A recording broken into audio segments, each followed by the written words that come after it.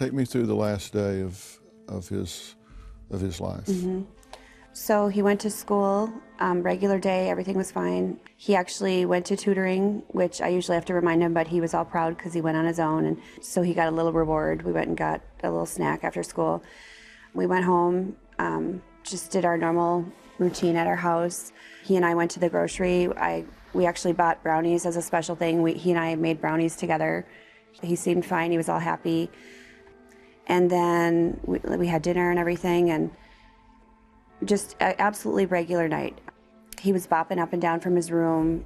I just assumed he was, on his TV or doing whatever, playing in his room. His brothers were in their rooms also, which are all upstairs. And then probably about, I think it was like 9:40, he bopped down, and I just said hi, and everything, and I think he got a snack. Then he went back upstairs. Well, then I went to tuck my boys in. It was probably about 10:05 or so. And then I usually tuck the little one in first. And so I got him all set, and then I went to my middle son's room, and the door was locked, which they usually do that because he locks out his older brother so it doesn't bother him, and that wasn't really unusual. So I unlocked his door, and then I looked around, and I was calling for him, and I thought he was just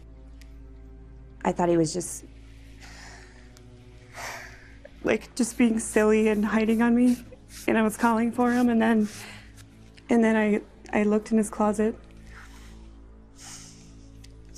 and I found him. Take me through that moment, as painful as it is. You turn and you see him in the closet. At that point, Thank you. He had hanged himself, correct? Yes.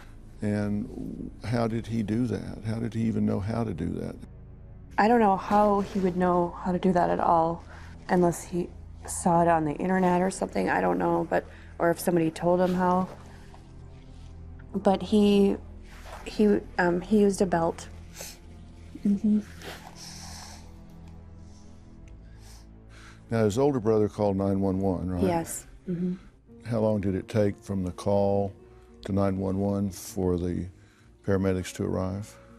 I'm sure it felt like a year. Yeah, it's hard to say because it was so much commotion, but I mean, maybe like 10 minutes or 8 to 10 minutes, I'm not sure. And what were you and your oldest son doing during that time? Well, I was trying to administer CPR, and he was trying to relay everything with the 911. Staying on the line? Yes, and then my little one was trying to watch and look out the window to see if they were coming, and he unlocked the doors and everything, so. When and why did the police get involved?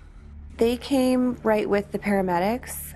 I don't know if that's just standard, or I'm not sure why they came with. Okay, so this happens. You go in there and find this. I'm astounded that in the state of shock that you were in, that you were able to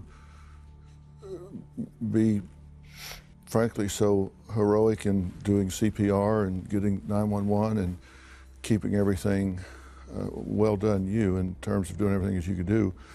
But at this point, you have no idea why this has happened. Mm-hmm. So, timeline, and this is so important to me for you to acknowledge.